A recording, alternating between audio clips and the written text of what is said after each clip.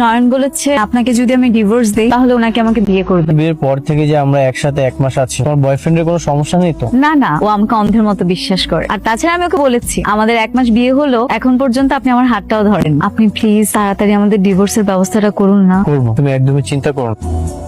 ছি ছি ছি ছি ছি, তুই তো নিজের বউকে তার বয়ফ্রেন্ডের সাথে দেখা করতে নিয়ে গেছিস। তোর কি একটু লজ্জা শরম বলে কিছু নেই? তুই কি তোর বউকে একটু শাসন করতে পারিস না? জোর করে কি আর মানুষ ধরে রাখা যায়?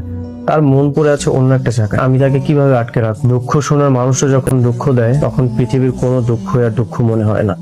অতীতে যা ছিল এসব ভুলে গেলেই তো হয়। ওরকম প্রেম, বয়ফ্রেন্ড, গার্লফ্রেন্ড বিয়ের আগে 2-1টা থাকে, কিন্তু তাই বলে বিয়ের পরে এইসব নোংরামি করতে হবে? বাবা, আমার ওয়াইফ কোনো নোংরামি করছে না। আমার ওয়াইফ তার ভালোবাসা মানুষের কাছে যেতে চায়, সংসার করতে চায়। তাহলে তুই কি করবি শুনি? আমি ওকে ডিভোর্স দেবো, তারপর ওর ভালোবাসা মানুষের কাছে তুলে দিব। আমি চাই না 3টা জীবন নষ্ট। আমি আমার স্বামীকে ডিভোর্স দিতে চাই, ওনার সাথে আমি আর সংসার করবো না। সংসার না করার কারণ? উনি আমাকে মারধর করে, কথায় কথায় বকাঝকা করে, অনেক নির্যাতন করে। ওনার আরেকটা বড় সমস্যা, আসলে আমার হাজবেন্ড পরক্রিয়া করে, অন্য একটা মেয়ের সাথে এখন প্রেম করছে। কি রে ভাই, একটু চরিত্রটা ভালো করার চেষ্টা করতে পারেন না? ঘরে এত সুন্দরী বউ রেখা আপনি বিয়ে করে বেড়ান। আপনাদের মতো এই খবিজদের কারণে আমাদের বাংলাদেশের সমাজের আজকে এই অবস্থা। এত ভালো ছেলের সাথে তোর আমি বিয়ে দিলাম, সেই ছেলেকে এখন তুই ডিভোর্স দিতে যাচ্ছিস? সে বিষয় শুনে সারা জীবনের জন্য আমার বাড়ির দরজা তোর জন্য বন্ধ। আচ্ছা আসি, আমি এখান থেকে সরাসরি কাজী অফিসে যাব। ভালো থাকবেন। উনি হচ্ছেন আমার বাবা। আসসালামু আলাইকুম। আসলে একটা অ্যাক্সিডেন্টের পর বাবা কিছু বলতেও পারে না, শুনতেও পারে না।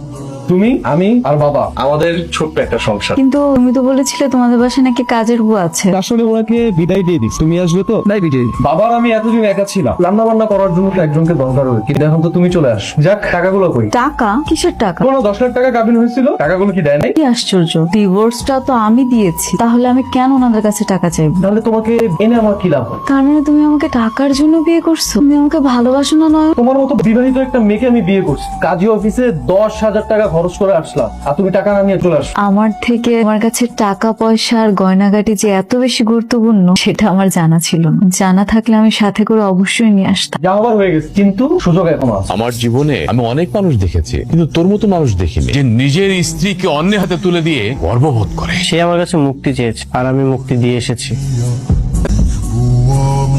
কি হলো? হ্যাঁ, আর একটু বাকি আছে, হয়ে যাচ্ছে।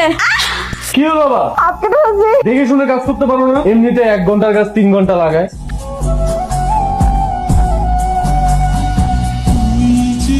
নামো। নামবো মানে? তুমি তোমার এক্স হাজবেন্ডের বাসায় যাবে, এ বলবো তোমার কাবিনের সব টাকা তোমার চাই, টাকাগুলো নিয়ে তারপর আসো।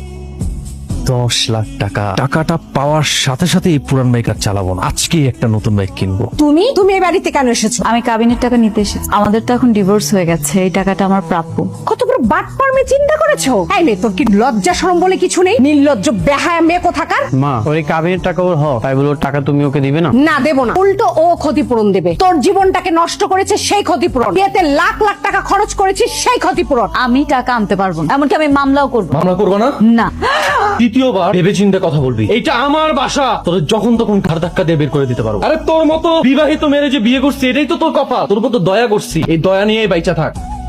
আপনার এই স্বামীকেও ডিভোর্স দিলে? আপনি কিন্তু কয়েকদিন আগে বিয়েটা করেছেন। আসলে আমার ভাগ্যটাই খারাপ, আপনি ডিভোর্সের ব্যবস্থা করেন, আমি এই সম্পর্কটা রাখতে চাই না। এভাবে একজনকে ডিভোর্স দিয়ে আরেকজনকে বিয়ে করা, আরেকজনকে ডিভোর্স দিয়ে আবার অন্যজনকে বিয়ে করা, এটা কিন্তু জীবন না, বুঝছেন? এরকম আর কখনো হবে না। আমি আর কাউকে ডিভোর্স দিব না। আমি আমার আগের স্বামীর কাছে ফিরে যেতে চাই।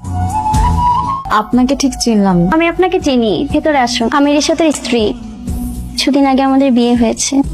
রিশাত আগেই আপনার কথা আমাকে বলেছে। মৃত্যুর সাথে তোমার পরিচয় হয়েছে? হ্যাঁ। তুমি একা এসেছো কেন? হাজবেন্ডকে নিয়ে আসতে। আসবো, পরের বার নিয়ে আসবো।